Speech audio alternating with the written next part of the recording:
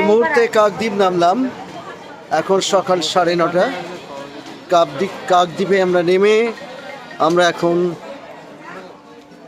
একটু বাদেই আমরা চলে যাব আমাদের গন্তব্যে সাগরে, অর্থাৎ আমরা চলে যাব আমাদের একটা বিশেষ সাহিত্য সভায়।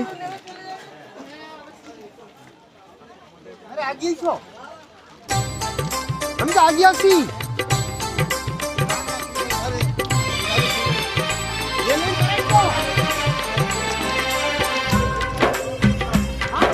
সবাই এগিয়ে চলেছেন, আপনারা দেখছেন কাকদ্বীপে নামলাম আমরা এখনই।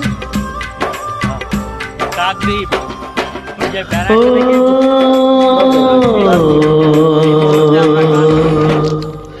আলোর দিশা রে, আলোর দিশা, কত মানুষের স্বপ্ন আশা, সমুদ্র দিল যে আলোর দিশা, আলোর দিশা, আলোর দিশা, কত মানুষের স্বপ্ন আশা। কাকদ্বীপে নেমে গেল দেখলাম, আরো অনেক বন্ধুরা আছে, অনেক বন্ধুরা আছেন। আজকে শনিবার, অনেকে কাকদ্বীপ নামছে, সাগরে যাবে, মৌসুমী আইল্যান্ডে যাবে।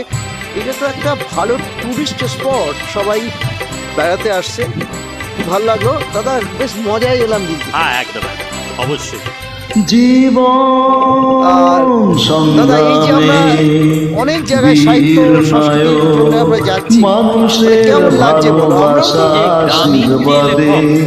সকল মানুষকে সমান চোখে দেখে যে নিজে নিজে, অন্যের তরে জীবন সপে মানুষ,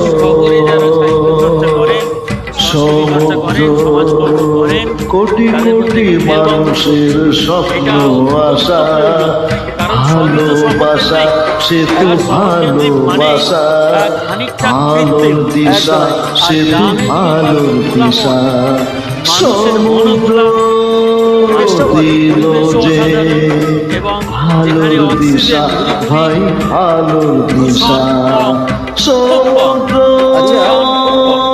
আমি তোমাদের সঙ্গে গুরুত্ব তো নাকি দিল যে আলোর দিশা, আলোর দিশা, শত শত মানুষের কত আশা, ভালোবাসা, আলোর দিশা, সমুদ্র দিল যে আলোর দিশা। দেখছেন কাকদ্বীপ স্টেশন। আজ 13ই ডিসেম্বর 2025 শনিবার। সবাই আমরা চলেছি সাগরে, ভাসমান দ্বীপে, ভাসমান বঙ্গোপসাগরে আমরা সাহিত্য সম্মেলন করবো। সরকারি একটা সুন্দর প্রোগ্রাম, যেখানে আমিও চান্স পেয়েছি।